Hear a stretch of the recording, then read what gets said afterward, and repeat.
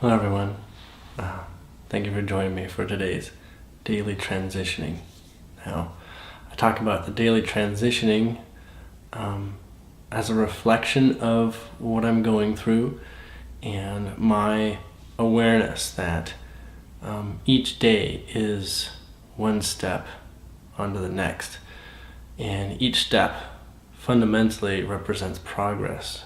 No matter if we feel that we've lost ground or maybe lost our footing, every day is progress, and every moment is validated as an experience for the ever-expanding consciousness that we are.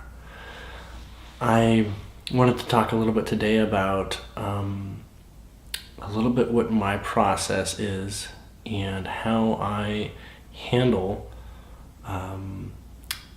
experiences in contrast, you might say, or things that might seem difficult. I'm trying to find the words because I've kind of eliminated a lot of terms that represent being in discomfort with my experience. I'm actually in a place now where everything is validated.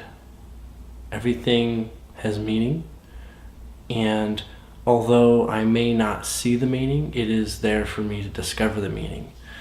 And it is up to me, based on where I put my thought and my attention, that represents what I wish to explore.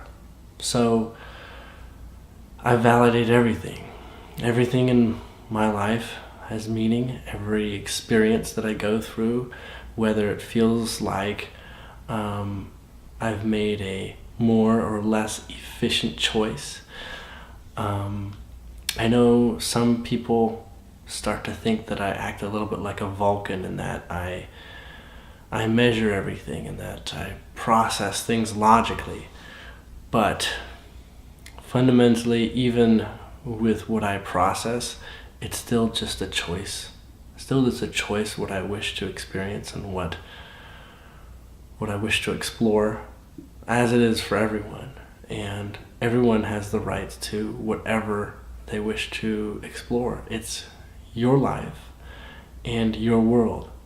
I almost want to redefine the definition of life and say your paradigm perspective, as in you have an existence based on your poignant point of view. You have an ego based on your poignant point of view, and your point of view is an always developing thing. It never remains motionless. It never remains unchanged. It's constantly adding on to it in every moment that you experience. Now, I'm not talking just about memories. I'm talking about sort of like subconscious and broader conscious developments.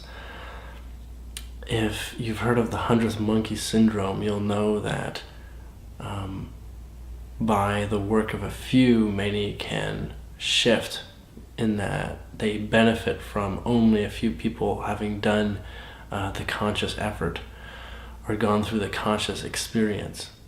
Because we are a unity consciousness. We're all one. We all share and benefit from each other's experiences. So when I say I validate my ego and my process, I know that I'm adding it to a pool, and that is available for others to explore and experience if I make it available.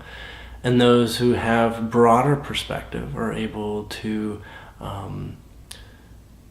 access more consciously more of who I am, may grant themselves more access to what I have in my life and what is part of my life. Now, even broader than that, broader than what we're able to perceive or what the average person's able to perceive, you're also interacting and sharing an experience, even if you've never met the person next to you that is contributing to your life. Now, does that matter? Maybe that's the question. What matters in what we focus on and what we determine as our experience and our point of reference for grounding who we are and who we wish to become and where we go from here is valid if you choose it. It's literally a free will universe, and part of the rules of being in a free will universe is that you always have the option to exercise your free will versus allowing yourself to go in the flow. Now, that is a bit more along the subject of momentum. Everything has momentum. Everything has a magnetic property that is the source or the explanation for why things transition and why things move from one place to the next, why energy is in flux, why everything's in flux. The energy is generated through the transition, and the energy itself becomes what it wishes to become. Like consciousness, all energy in form transitions in form per its prerogative and its intent. What you find is that consciousnesses like people have such a large array of choices. Oftentimes it's as if the one who has the most choices is the one that's most free, and the one that's most free is the one who is doing the most creating in this universe. But even creation isn't true. There is no true creation. There is simply a recycling, and there's simply a adjustment of perspectives. If you could imagine yourself as a star in the galaxy, and you have a gravitational pull to the planets in your own, say, solar system. These are all elements of importance to you, but you've also got the astral phenomena such as comets and asteroids and things that pass nearby that become attracted to your field. Now, you also affect the star system next to you, and likewise are part of a cluster of stars that are magnetically affecting each other. Even at a minute level, they're affecting each other and each other's fields. They have influence, and you'll know you have influence if it's able to be observed. So for us, the stars we're able to observe are the ones that affect us more than the ones that we're not able to observe, even though they're out there.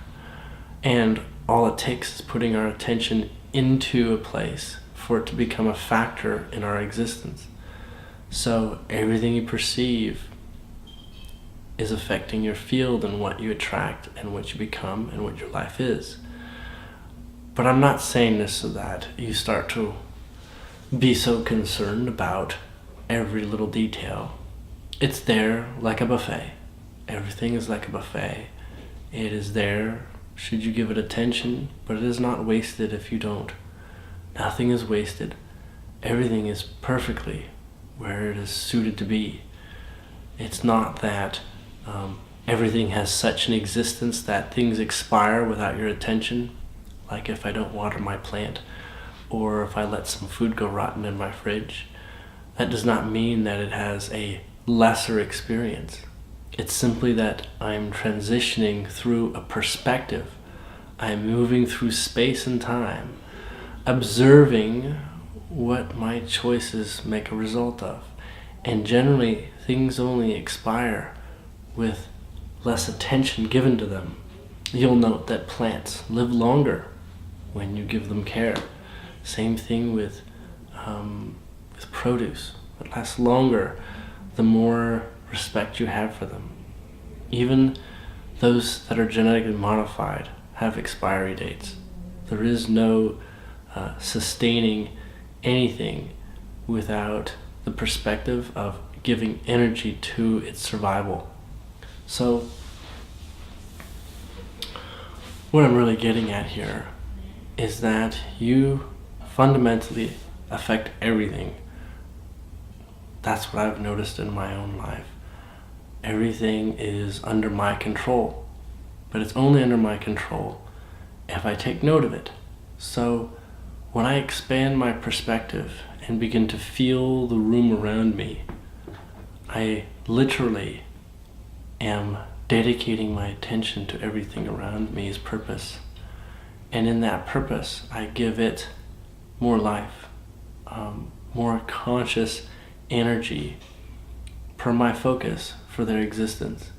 Now, I may actually choose that once I am aware of everything in my room, that many things just don't serve any longer, and I know I'm not interested in giving attention to them anymore.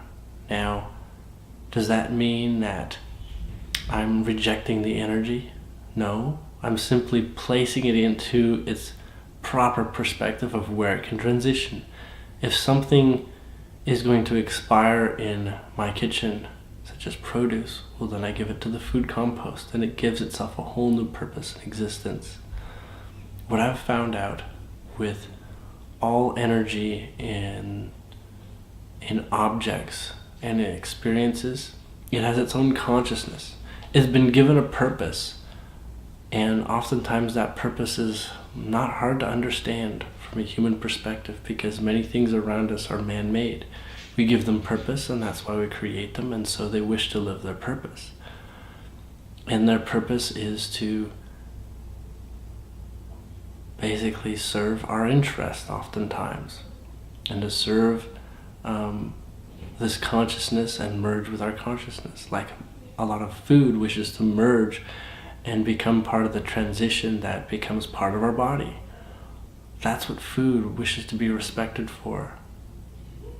And oftentimes if we take food and we treat it as if it is contributing to an ailment for our life, well, of course, it'll serve that too. But I believe that depending on how we observe conscious energy, and all energy is conscious, depending on how we observe and adjust our perspective with it, we can have any kind of energy become any kind of experience. That it will transition per our invitation. Maybe this will turn into magic.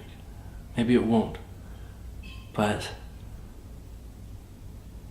there's been some things in my life where it's been quite obvious that I summon unto me the reality that I choose to perceive. And there's no right and wrong in it. There isn't. But I did want to address fear and what fear really is. If you remember the movie The Never-Ending Story, which is apropos to the life experience, we're constantly seeking and we don't know what the point of the end of the story really is. In that story, that movie, we find that at the end, the purpose is to create. The purpose is to be the wish maker, to bring unto reality a perspective we choose. Now, we can live in the void and basically create at broader experiences, angelic realms. But we're choosing to be here because we like the succinctness of everything that's available. So, like in the never-ending story, the greatest thing that is perceived is the nothing, is the absence of energy and motion in its functional use. Energy and consciousness always wishes to be in service, always wishes to be in flow. Energy and motion, some call it emotion, is one way of observing it. Energy and motion is really all that energy and consciousness wishes to do. The motion is the experience, not the destination. The transition is the experience, not the destination, and not where it came from. Although it can be used to draw perspective, much like when you're drawing two magnets together, there is succinctly a magnet attracting the north's energy and There's a magnet attracting the south energy. They are points of experience. They are points to observe and important points.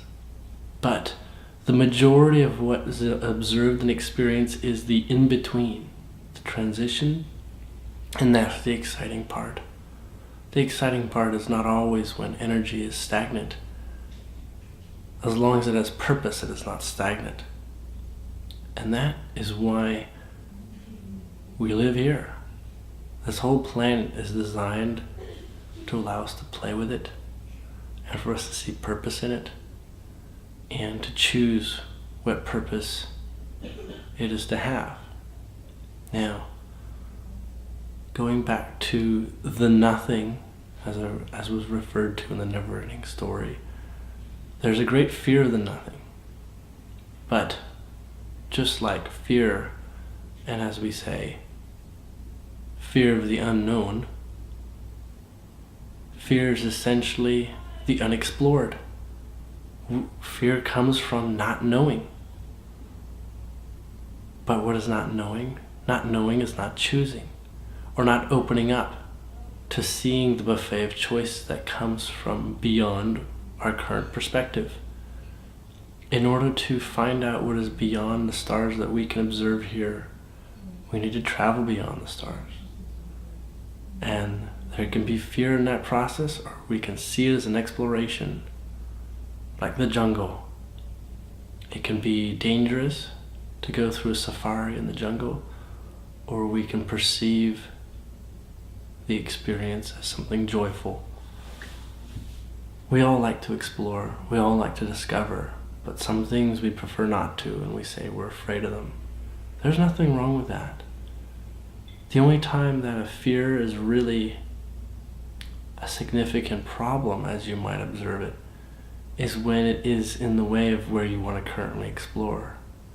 As in to say, what I want to explore is on the other side of this dangerous jungle. So in order to go from here to there, I need to go through the challenges of the jungle. And the more that you pick yourself up and don't use fear itself as your enemy, and allow yourself to take every moment at a time, then there will be no challenges that you cannot overcome. Because fundamentally, you're choosing it, and your choice at even broader levels is not to expire and not to transition the energy of your body into a different form, but actually to grow and to continue to perceive that you are making progress. That's what the ego wants, is to observe progress. It wants to see a sustenance in the process of progress. If it could cement itself as progress, it would. But that is one of the only few things you can't promise, is that things will remain exactly the way you perceive them now. Things will always grow, and as long as you're not in alignment with the fact that everything develops, grows, and changes, then you're going to be constantly trying to hold on to things of the past and hold on to energies that wish to transition. And you won't be given energy by source, by your higher being, by the all, if you wish to hold things back. Now, there are phases in time where energy is okay not moving. It is okay at rest and okay at a purpose of acting as a floor mat or a grounding element for further exploration, such as our Earth. It likes to grow too. Its ecosystem likes to grow and develop and change and transition and develop. But it doesn't transition faster than we're able to observe generally. It is here almost frozen in a moment of time so that we can make use of what the planet has to offer us at this point in time.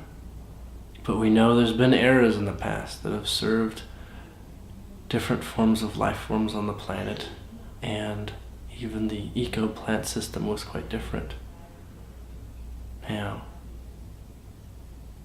I guess the point that I'm saying here is energy wishes to be in motion, and when it moves, it gives us an emotional response because we're able to empathize with its development. We always wish to follow the story of a form of energy to a point of completion that it seeks. And when we do that, it's as if we're giving life in our perspective of what consciousness wishes to be.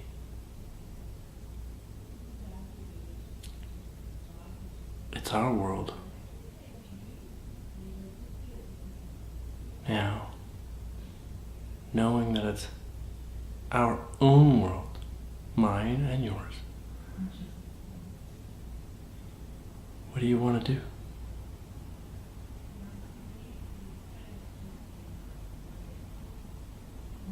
You'll find the answers in your heart, because your heart is your true north. And yes, it uses the ego to do very succinct experiences. But the ego is not the final point of choice that your heart relies on. The feeling of love is the vast potential of energy and motion. And as long as potential is held, as long as it feels it's in a journey, then it'll constantly let you know it's enjoying the experience. So, when I talk about relationships from here on forward, know that I expect them to be constantly developing, growing, and I expect many new things. So I'll never say that I've got it all figured out or that I've figured out the ultimate aims to relationships. It's a constantly developing thing. And all I wish to do is share from where I am what exploration kind of looks like, so that you don't dismiss it in yourselves, and so you don't dismiss being in the flow, whether it's comfortable or uncomfortable. Just know that you don't have to be afraid.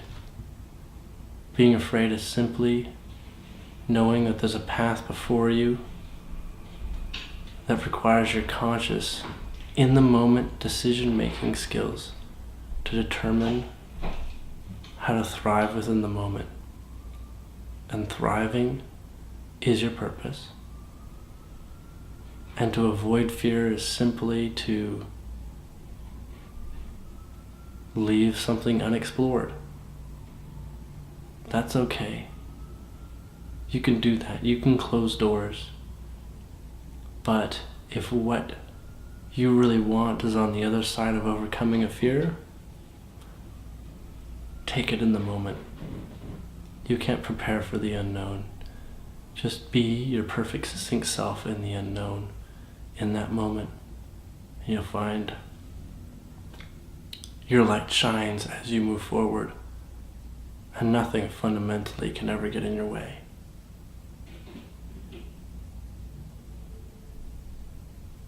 Thank you for joining me today. Today's video blog journal was sponsored by Sheri Gordon, and I want to thank her very much. If you want to help sponsor a video blog, you can go to gofundme.com and type in my name, Julien Wells, and you can see the fundraiser I'm using to support me bringing these out. Until then, I'll see you tomorrow.